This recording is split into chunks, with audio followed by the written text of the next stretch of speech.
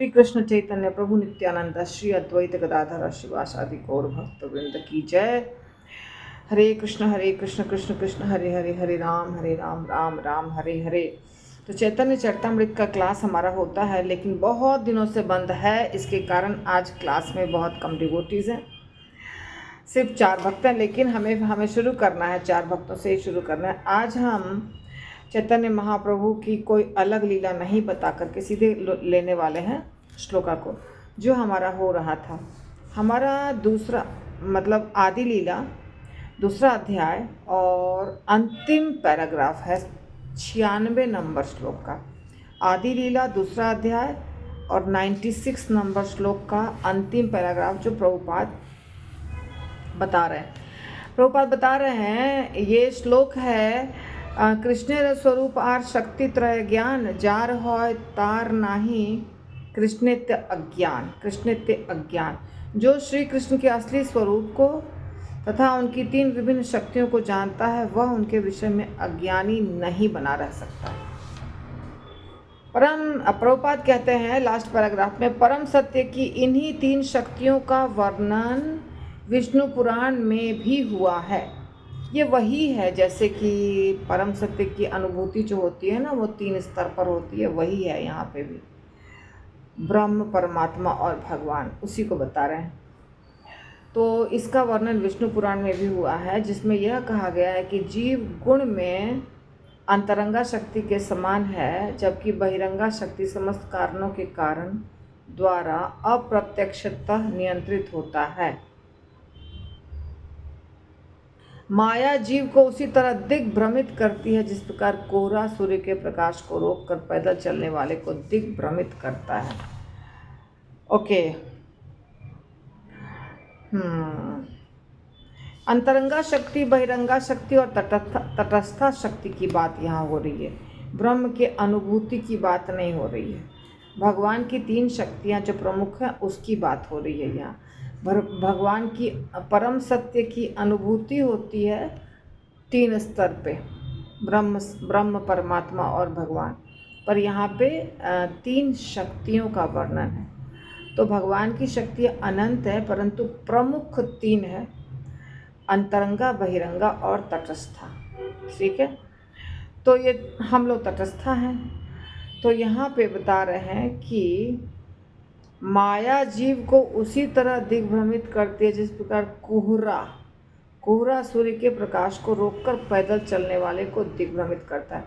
कोहरा जो होता है ना, जिसको फॉग कहते हैं इंग्लिश में, फॉग, वो जब बहुत ज़्यादा रहता है सुबह सुबह जाड़े के दिनों में, तो कुछ भी दिखाई नहीं देता है। उसका कारण क्या होता है कि कोहरा जो है ना, वो सूर्य की किरणों को ज़मीन तक आने नहीं देता है। सूर्य की किरणें जैसे आ रही हैं और बीच में कोहरा हो गया, तो कोहरा क्या किया, सूर्य की किरणों को हम तक पहुंचने नहीं दिया। तो हमें, अगर हम चल रहे हैं तो हमको पता नहीं चलता है थोड़ी दूर पे क्या है। इसका प्रत्यक्ष अनुभव मैं तो बहुत की, पिछले साल ही मैंने बहुत किया। वो भी 9:30 10 बजे के करीब हम पटना पहुँचे हैं। तो घर से निकले 8 बजे के करीब, 8 साढ़े 7 8 साढ़े 8 बजे निकले हैं। पटना पहुँचे बहुत लेट, 8 साढ़े 8 बजे निकले, परंतु 3-4 फीट पर भी कुछ नहीं दिखाई दे रहा था, इतना ज़्यादा कोहरा था। तो गाड़ी चलाने में बहुत तकलीफ़ हो रही थी, बहुत कोहरा होता है वहाँ पर। इसी प्रकार ये कोहरा की तुलना किससे की जा रही है, माया से। तो जैसे कोहरा जब रहता है तो सूर्य का प्रकाश नहीं आता है नीचे और हमको रास्ता नहीं दिखता, उसी प्रकार जब माया, हमारे सामने माया रहती है तो हमें सच्चाई नहीं दिखती है, हम भटक जाते हैं सच्चे रास्ते पर से। दिग्भ्रमित, दिग का मतलब होता है रास्ता, भ्रमित रास्ता जो है ना, वो सही नहीं होने के बदले गलत रास्ता को सही समझ जाते हैं। ये है कोहरा के कारण, या अज्ञानता के कारण, या माया के कारण। आज ही मैं पढ़ रही थी, कौन से बुक में, हाँ, ईशोपनिषद का मैं पढ़ रही थी। शुरू में जो लिखते हैं ना प्रभुपाद, किसी भी बुक के शुरू में जो लिखते हैं, पृष्ठभूमि समझिए या आमुख समझिए, उसमें बहुत अच्छा लिख रहे हैं। मतलब वो सारा जो फिलॉसफी है वो आप बहुत बार सुने हैं। उसमें प्रभुपाद यही लिख रहे हैं, माया का अर्थ लिख रहे हैं उसमें। माया का मतलब होता है जो सत्य नहीं है, जो चीज़ है ही नहीं, जो पूरी तरह से भ्रम है। अगर मैं कहूँ कि ये पेन नहीं है, ये एक तलवार है, तो ये कितना झूठा होगा बताइए? पूरी तरह से झूठा होगा ना। ये तलवार नहीं है, ये क्या है? ये पेन है। पर अगर मैं कहूँ ये तलवार है, तो क्या है? ये हम इसको तलवार कह रहे हैं, मतलब हम पूरी तरह से माया के चंगुल में है, हमको सच्चाई बिल्कुल पता नहीं है। ये सच्चाई है कि ये कलम है। इसी तरह हम किसी भी चीज़ के बारे में सोच सकते हैं। जैसे कि हम कह रहे हैं, मान लीजिए ये चश्मा का केस है, हाँ, स्पेक्स रखने का। अब इसको हम कहते हैं ये बिस्किट का पैकेट है, क्या होगा? पूर्ण रूप से गलत। इसी तरह हम कहते हैं ये शरीर ही हमारा सब कुछ है, ये शरीर, मैं ये शरीर हूँ, तो ये कैसे, कितना गलत हो गया। उसी तरह जैसे मैं बोलती हूँ ये तलवार है, तो ये तलवार है, पूर्ण रूप से गलत है, झूठा है। इसी तरह से ये मैं शरीर हूँ, ये भी पूर्ण रूप से गलत है। तो क्यों हम कह रहे हैं मैं शरीर हूँ? जैसे ये एक तलवार है, क्यों बोलूँगी? क्योंकि मुझे पता नहीं है ये तलवार है क्या है, या मुझे दिखाई नहीं दे रहा है, या मैं दूर से देख रही हूँ और मुझे समझ में नहीं आ रहा है। इसी तरह अज्ञानता के कारण हमको लगता है कि हम शरीर हैं। तो इसी तरह का जितना भी ज्ञान ऐसा ही रहता है, झूठा, वो सब को माया कहा जाता है। ये जो माया शब्द है उसका अर्थ यही होता है। माया जीव को सच्चा ज्ञान नहीं दे करके गलत ज्ञान बताती है, दिखाती है, इसी को कहते हैं माया। तो वह माया की शक्ति भगवान के अंश रूप जीवों की तटस्था शक्ति से निकृष्ट होती है, तो भी इसमें जीवों को नियंत्रित करने की क्षमता रहती है। जिस तरह कोहरा भले ही पूरे सूर्य को न ढक सके, किंतु सूर्य की किरणों के कुछ अंश को तो ढक ही लेता है। कितना सुंदर वर्णन कर रहे हैं प्रभुपाद, बहुत सुंदर वर्णन है। भगवत कृपा से अभी 6 भक्त यहाँ विराजमान हैं, और 6 भक्त मैं आप लोगों से ये उम्मीद करती हूँ कि आप समझेंगे जो यहाँ कह रहे हैं प्रभुपाद, और वो समझेंगे तो बहुत आनंद आएगा। भगवत ज्ञान, आध्यात्मिक ज्ञान में यदि कोई डूबता है ना, तो वो ऐसा डूबेगा कि उसको भौतिक कुछ नहीं अच्छा लगेगा। इतना फ़र्क है आध्यात्मिक ज्ञान में और भौतिक ज्ञान में। इतनी अच्छी बात है। यहाँ क्या कह रहे हैं समझने की कोशिश करिए कि माया जो भगवान की ही शक्ति है, माया की शक्ति भगवान की एक बहिरंगा शक्ति है, ठीक है? भगवान की बहिरंगा शक्ति है। एक अंतरंगा हुई, एक बहिरंगा हुई, और एक तटस्था हुई। तो हम तटस्था हैं, हम भगवान की तटस्था शक्ति हैं। अंतरंगा शक्ति हमसे श्रेष्ठ होती है।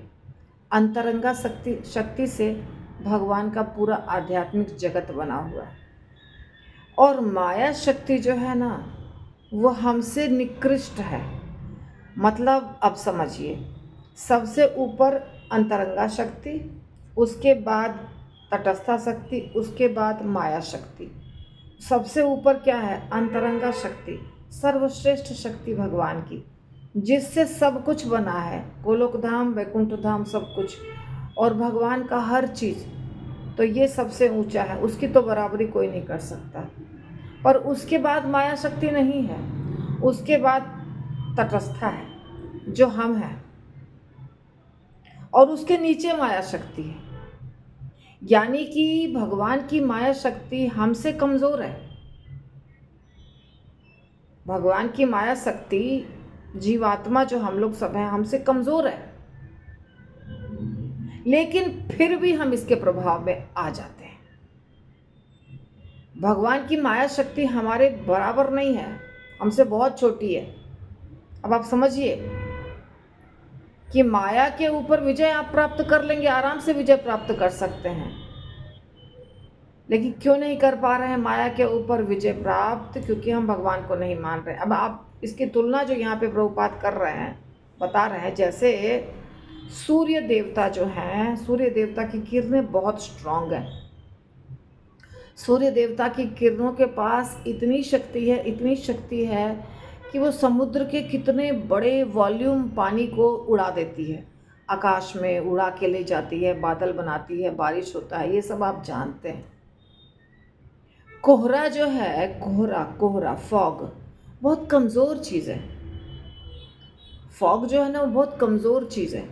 जैसे कि अगर हम चाहें, मतलब साइंटिस्ट अगर चाहें तो कुछ मशीन लगा के फॉग को बहुत जल्दी दूर कर सकते हैं। गर्मी देंगे, फॉग ख़त्म हो जाएगा, गर्मी से फॉग ख़त्म हो जाएगा। मतलब फॉग बहुत कमज़ोर चीज़ है। कुहासा जो है, कोहरा जो है, बहुत कमज़ोर चीज़ है सूर्य से तुलना करेंगे तो। लेकिन फिर भी ये कुहासा या कोहरा या फॉग जो आप समझ रहे होंगे, जो भी, ये सूर्य की किरणों को ढक सकता है। फिर भी ये सूर्य की किरणों को कुछ हद तक ढक देता है और हमारे आँखों तक आने नहीं देता है, कमज़ोर होने के बावजूद भी। देखिए कभी कभी बात जैसे इस तरह भी समझिए, एक और उदाहरण देती हूँ।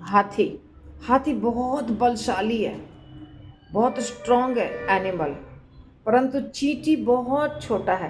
पर कहते हैं कि यदि एक चींटी हाथी के सूंड में घुस जाए तो हाथी का जीना मुश्किल हो सकता है। जैसे कि हमारे शरीर में यदि कोई वायरस है, बैक्टीरिया है, शरीर के किसी और हिस्से में अगर वो रहता है तो फिर भी शरीर बर्दाश्त कर लेता है। छोटा सा कीड़ा होता है, वो बहुत छोटा, परंतु यदि वो मस्तिष्क में प्रवेश कर गया, ब्रेन में प्रवेश कर गया, तो ब्रेन में डॉक्टर ऑपरेशन भी नहीं कर सकता है। कोई कीड़ा है ब्रेन में, मतलब इतना छोटा, माइक्रो उसका साइज़ बहुत छोटा है। फिर अगर ब्रेन में घुस गया ना तो डॉक्टर का दिमाग नहीं काम करता है, उसको कैसे हम ठीक करें, क्योंकि उसको कोई भी दवाई देगा उससे ब्रेन डैमेज हो जाएगा। तो वो छोटा सा कीड़ा भी हमको परेशान कर सकता है। तो कभी कभी छोटी चीज़ जो कमज़ोर है वो भी बहुत शक्तिशाली बन जाती है हमारे बेवकूफ़ी के कारण। तो भगवान की माया शक्ति कमज़ोर शक्ति है। अभी आप समझिए जो समझाने की मैं कोशिश कर रही हूँ। भगवान की माया शक्ति हमारे इतना स्ट्रांग नहीं है। इससे बहुत बल मिलेगा आपको भक्ति करने में। कैसे बताती हूँ। हम बहुत डरते हैं ना, भगवान की माया, भगवान की माया, भगवान की माया से हम कुछ भी हो सकता है, ये भगवान की माया बहुत स्ट्रांग है, आप सुनते हैं ना। और भगवान भी कहते हैं दैवी ये सगुणमयी मम माया दुरत्या। तो भगवान की माया शक्ति इतनी स्ट्रांग है कि वो हमको भटका देगी, हम भक्ति से भटक जाएंगे।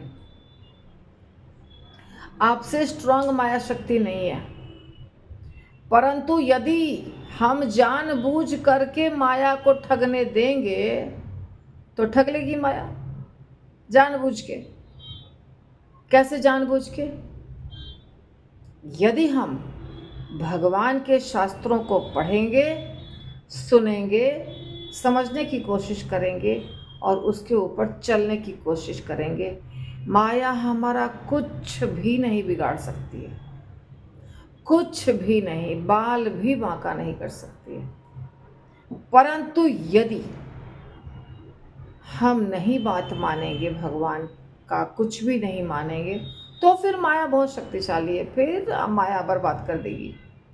जैसे आप समझिए, इस देश में कानून है।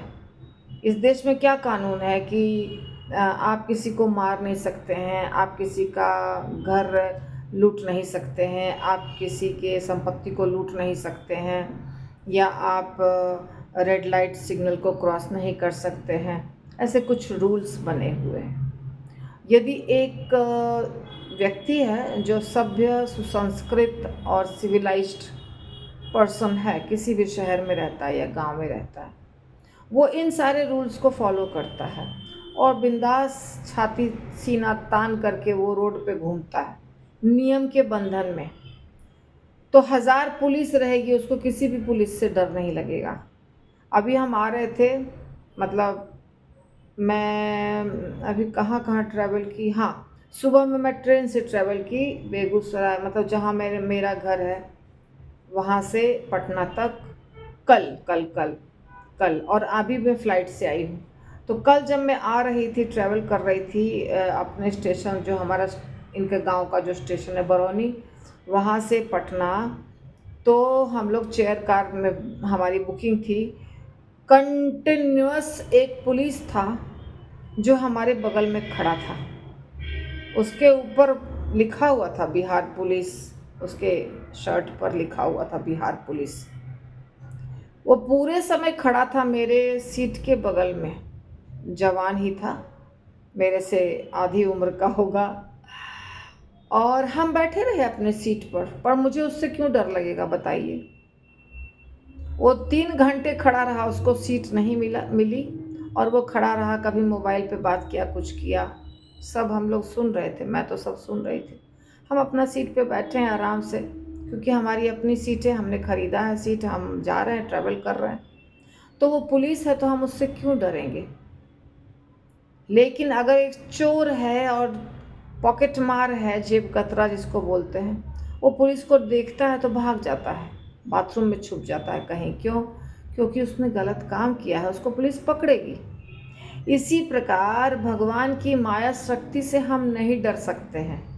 यदि हम सत्य हैं, सत्य के रास्ते पे चल रहे हैं, तो भगवान की माया शक्ति हमारा कुछ नहीं बिगाड़ेगी, क्योंकि भगवान की माया शक्ति कमज़ोर है। हम भगवान की ज़्यादा पावरफुल शक्ति हैं, तटस्था शक्ति। परंतु यदि हम नियम नहीं पालन करेंगे, भगवान के द्वारा बताया हुआ जो नियम है, तो फिर माया शक्ति प्रभावशाली हो जाएगी हमारे ऊपर।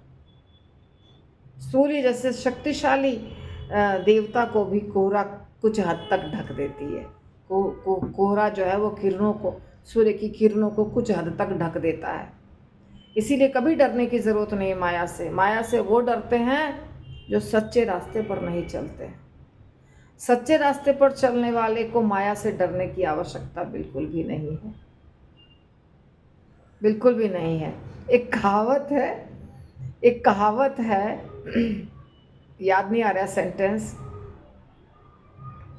कि हमको डर क्यों है, मतलब मैं आपको हिंदी में बता रही हूँ, हमें डर क्यों है, क्योंकि हम तो, हमारे पति हैं, इंस्पेक्टर को क्या कहते हैं हिंदी में, दरोगा, हमारे पति दरोगा हैं तो हमको डर काहे का, ऐसा कुछ डायलॉग है, एक भोजपुरी का डायलॉग है। तो वही बात है, हम कृष्ण के हैं तो हमको डर किस बात का, माया का। कृष्ण हमारे सब कुछ हैं, माता पिता, तो हमको क्यों डर है, माया से क्यों डरना है। तो ये बात आप जान लीजिए, माया शक्ति हमसे कमज़ोर है। माया शक्ति हमसे कमज़ोर है, निकृष्ट है, डरने की ज़रूरत नहीं है। तो भी जीवों को नियंत्रित करने की क्षमता होती है माया शक्ति में, मगर उसी जीव को नियंत्रित कर सकती है माया शक्ति जो कृष्ण के शरणागत नहीं है। अतः यदि आप कृष्ण के शरणागत हैं, आपको माया से डरने की ज़रूरत नहीं है। सारे जीव माया से आच्छादित होकर विभिन्न योनियों में विकसित होते हैं, जिनमें क्षुद्र चींटी से लेकर ब्रह्मांड के साथ सृष्टा ब्रह्मा तक के शरीर प्राप्त होते हैं। ये भी बहुत लोगों को कन्फ्यूज़न है, आप लोगों को नहीं होगा क्योंकि आप सब डिवोटीज़ हैं, प्रभुपाद के बुक्स को पढ़ते हैं। जो नहीं पढ़ते हैं उनको लगता है कि ब्रह्मा जी भी, शिव जी भी और भगवान विष्णु भी सब बराबर है। सब बराबर नहीं है। सब सारे जीव 84 लाख योनि और ब्रह्मा जी भी जीव तत्व है। तो चींटी से ब्रह्मा तक सबसे छोटा प्राणी, मेडिकल साइंस के अनुसार जब हम देखेंगे तो हमको लगेगा कि अरे अमीबा है, बैक्टीरिया है, वायरस है, लेकिन खुली आँखों से जो जीवों को देखते हैं साधारण जनता, वो चींटी को बहुत छोटा प्राणी मानती है। इसीलिए हर समय प्रभुपाद लिखते हैं चींटी से लेके ब्रह्मा तक, यानी सबसे छोटा प्राणी से लेके सबसे बड़े प्राणी तक, सबके पास अलग अलग प्रकार का शरीर है, अलग अलग प्रकार का शरीर प्राप्त होता है। और ये सब सब सब टोटल 84 लाख योनि में सब माया के द्वारा मोहित हैं, आच्छादित हैं। माया से बाहर निकलेंगे तो दुनिया बहुत रंगीन है, बहुत अच्छी है, कुछ डरने की तो आवश्यकता ही नहीं है। इतना सा भी रंच मात्र भी डरने की ज़रूरत नहीं है। सारा डर यहीं तक है जब तक हम माया के गोद में खेल रहे हैं।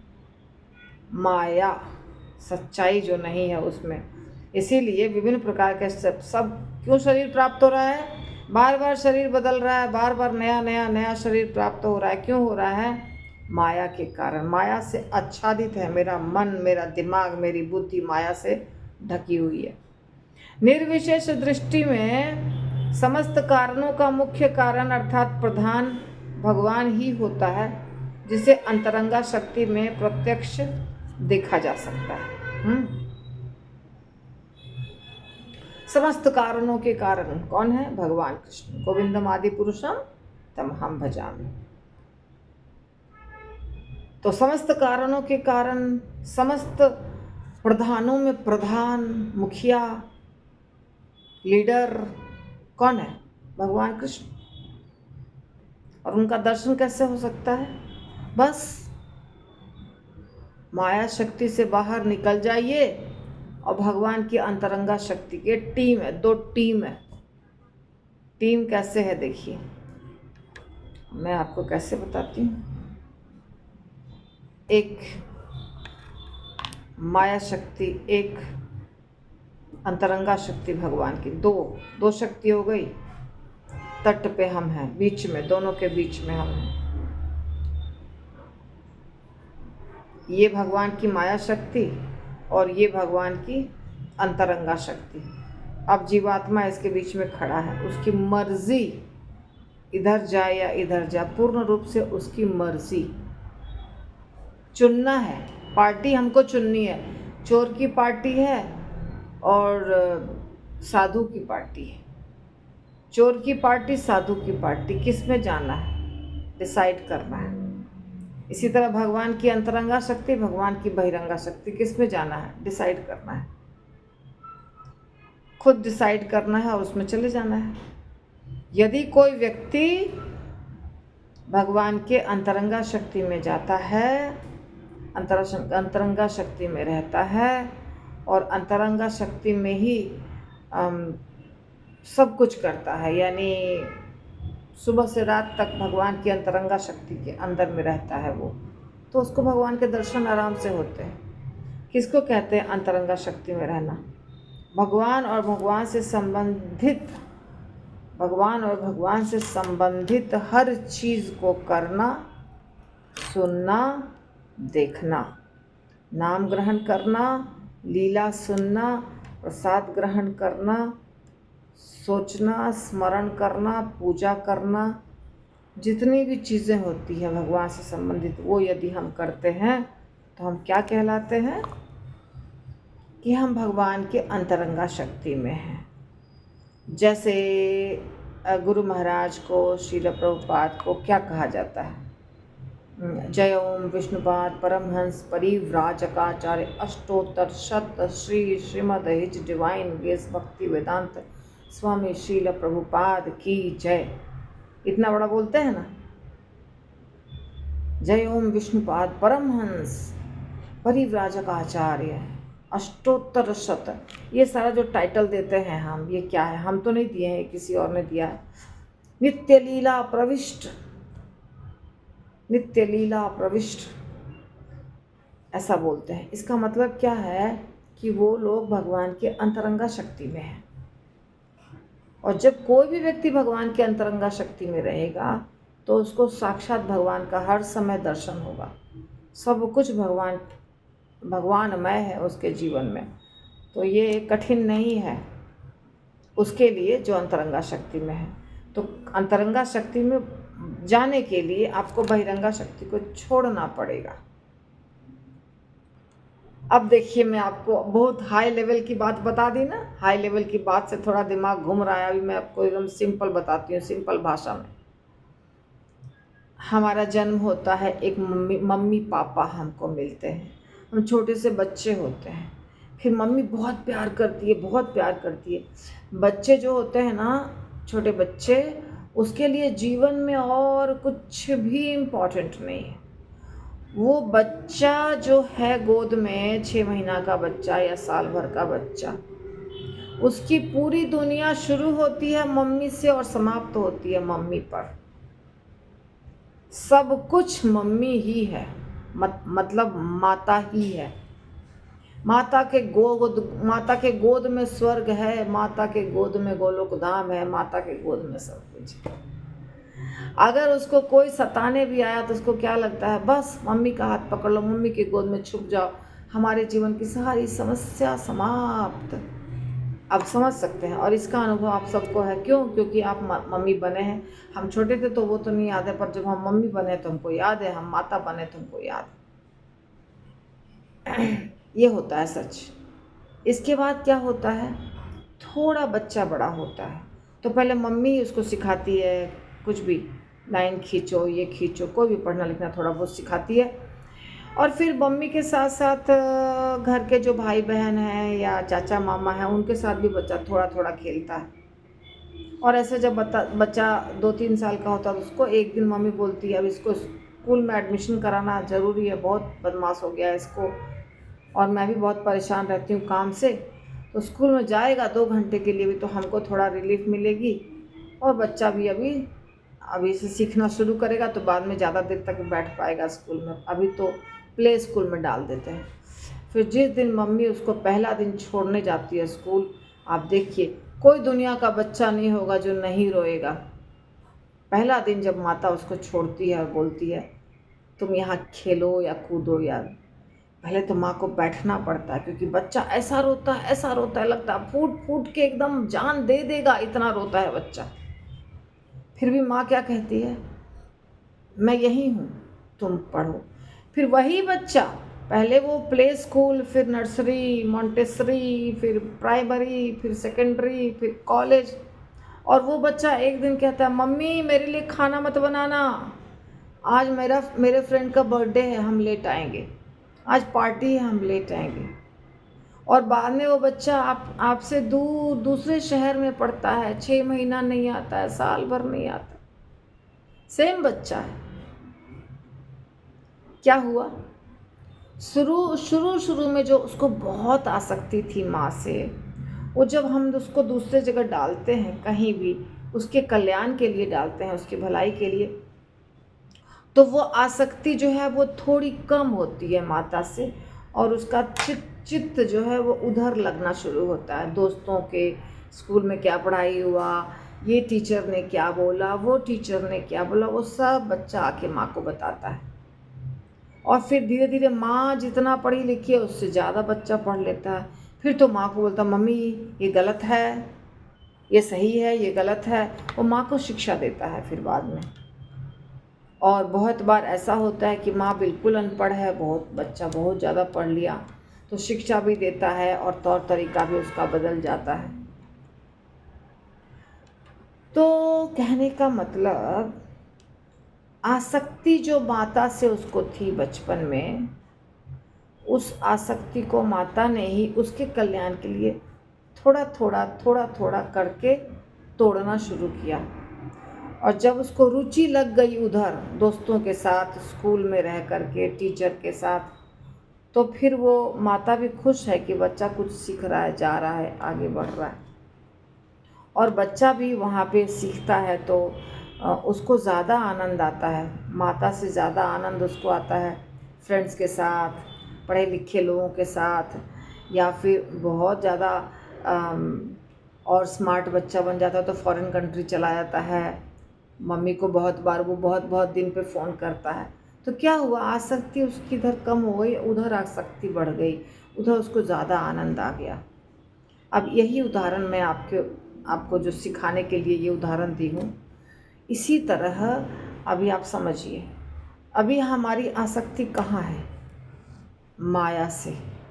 अभी हमें कोई कहेगा तुम बर्थडे मनाना बंद करो, मैरिज एनिवर्सरी बनाना बंद करो, पिक्चर देखना बंद करो, और क्लब जाना बंद करो, और होटल में खाना बंद करो, और शादी ब्याह भी अटेंड करना बंद करो, सब कुछ बंद कर दो, क्योंकि ये सब कुछ भौतिक है। और सिर्फ क्या करो? माला पकड़ो, सुबह से शाम तक माला करो, फिर शास्त्र को पढ़ो, फिर कथा सुनो, और फिर पूजा करो, फिर आप उब जाएंगे।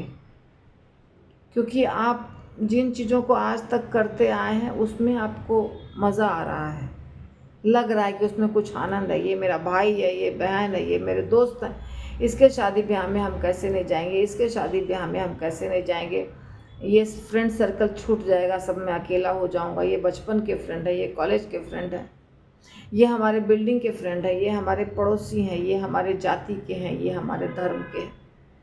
तो ऐसे ये सारी जो बाउंड्रीज़ है वो बंधी हुई है, और वो हमको बहुत महत्वपूर्ण लग रहा है, हम उसको छोड़ नहीं सकते हैं। इसलिए थोड़ा थोड़ा कृष्ण, बाकी चीज़ें ज़्यादा, थोड़ा थोड़ा कृष्ण।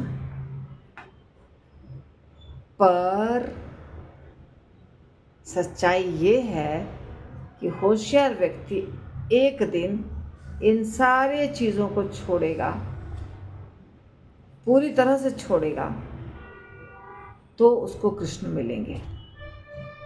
और होशियार व्यक्ति ये करता है।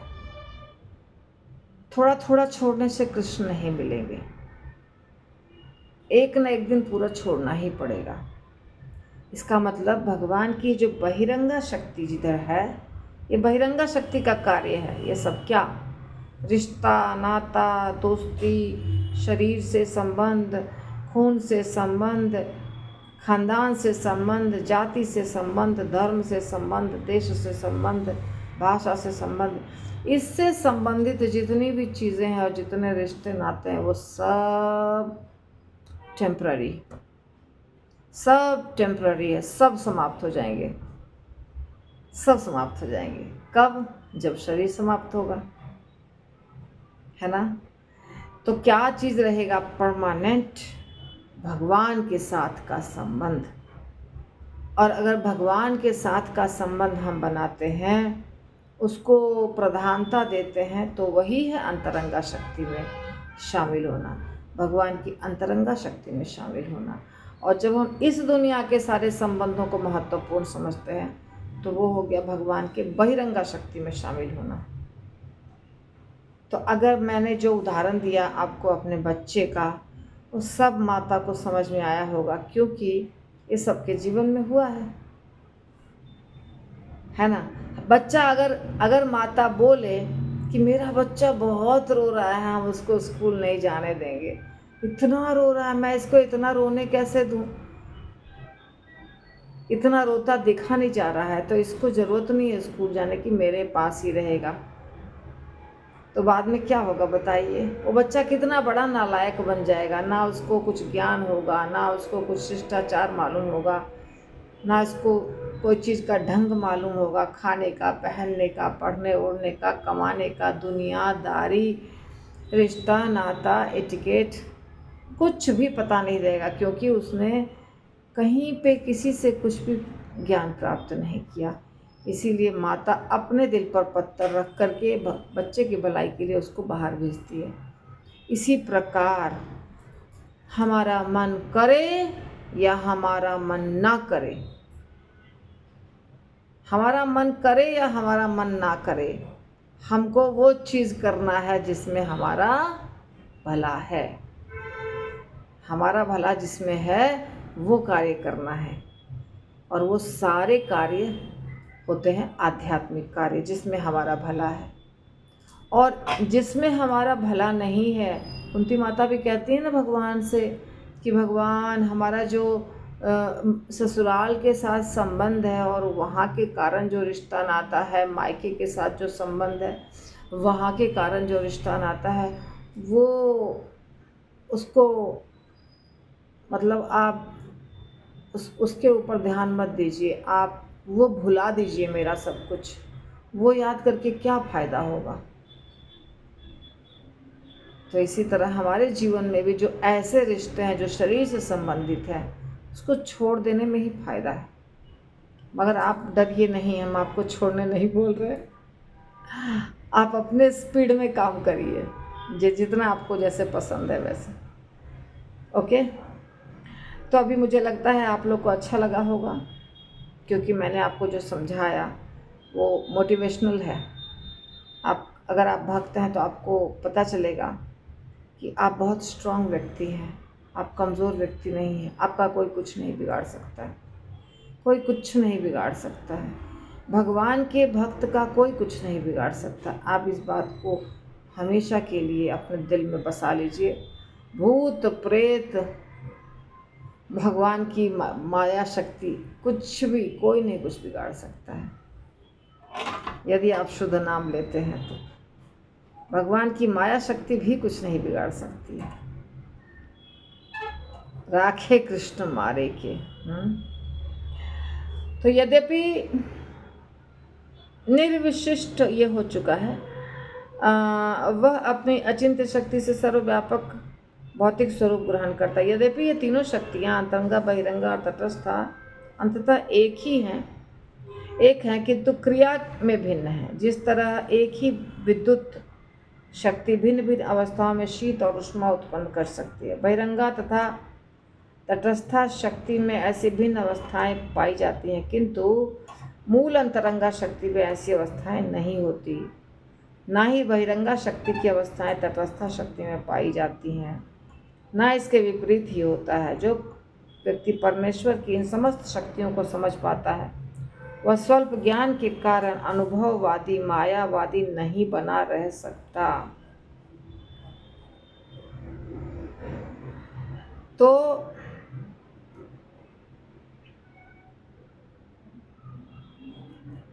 करीब करीब 1 महीने के बाद क्लास हुआ है। 27/7/24 को क्लास हुआ है लास्ट, और आज हो गया 24/8/24।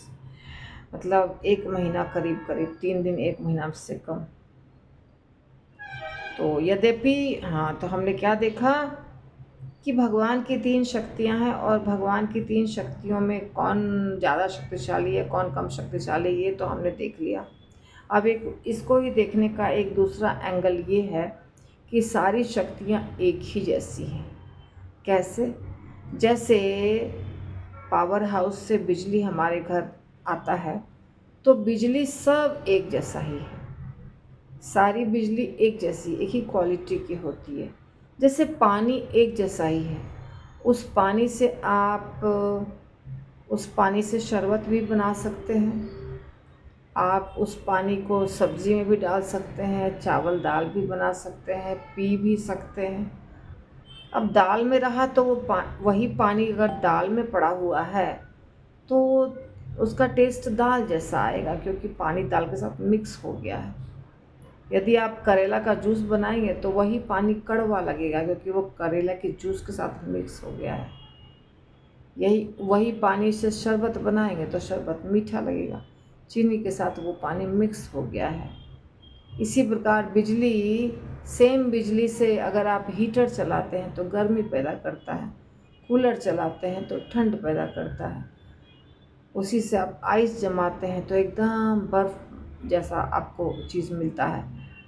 तो इस मतलब बिजली एक ही है। कभी आप म्यूज़िक सुनते हैं उससे, कभी आप फ्रिज चलाते हैं, कभी आप हीटर चलाते हैं, कभी आप वॉशिंग मशीन चलाते हैं। बिजली तो एक ही है।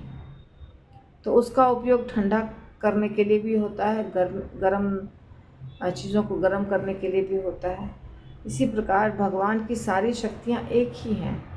थोड़ा सा आपको लगेगा कि ये क्या हो रहा है, पहले बोलती हैं 3 है माता जी, फिर बोलती हैं एक ही। 3 प्रकार की है। जैसे एक ही बिजली से फ्रिज भी चलता है और एक ही बिजली से हीटर भी चलता है। अब देखने में क्या लगेगा कि अरे ये बिजली से गर्मी पैदा होती है और ये बिजली से ठंड पैदा होती है, पर वैसा तो नहीं है, बिजली तो सेम है। वो मशीन एक है गर्मी पैदा करने वाला और एक मशीन है ठंड पैदा करने वाला। इसी प्रकार भगवान की शक्तियाँ एक ही है, पर एक शक्ति का प्रयोग हो रहा है अंतरंगा के रूप में, और एक शक्ति का प्रयोग हो रहा है बहिरंगा के रूप में, और एक शक्ति का प्रयोग हो रहा है तटस्था के रूप में। रिजल्ट हमको अलग अलग दिखाई दे रहा है, वास्तव में शक्तियाँ एक ही, ये बता दिया। और बहिरंगा और तटस्था शक्ति में ऐसी भिन्न अवस्थाएं होती हैं, पाई जाती हैं, किंतु मूल अंतरंगा शक्ति में ऐसी अवस्था ना होती है, ना ही बहिरंगा शक्ति की अवस्थाएं तटस्था में पाई जाती, इसके विपरीत ही होता है। ओके, बहिरंगा तथा तटस्था शक्ति में ऐसी भिन्न अवस्थाएं पाई जाती हैं, किंतु अंतरंगा में नहीं। तो अंतरंगा सबसे सुपीरियर है, इसलिए अंतरंगा अलग प्रकार का बताया जा रहा है। इसमें यहाँ डिटेल नहीं बताया गया, इस चैप्टर में डिटेल नहीं बताया गया है। जहाँ बताया जाएगा वहाँ हम आपको बता देंगे। यहाँ पे इतना ही बताया जा रहा है कि बहिरंगा और तटस्था जो शक्ति होती है उसमें अलग अलग अवस्थाएं होती हैं, परंतु अंतरंगा में ऐसी कोई बात नहीं। तो ये इसके लिए आप ज़्यादा मत सोचिए, ये जहाँ पे क्लियर होगा वहाँ पे क्लियर कर दूँगी। यहाँ पे कुछ क्लियर नहीं है तो इसको ऐसे ही छोड़ दीजिए। तो यदि कोई व्यक्ति भगवान की इन शक्तियों को समझ सकता है, समझ जाता है, तो वो माया से दूर हो जाएगा, मायावादी बना नहीं रह सकता है। तो आज हम यहीं पे क्लास को रोकेंगे, परंतु यदि प्रश्न होगा तो अभी के बाद 2 मिनट के बाद आप पूछ सकते हैं, ठीक है। श्रील प्रभुपाद की जय। निताई गौतमानंदे हरि हरि बोल। ये वाला श्लोक हमने समाप्त कर दिया। हरे कृष्णा।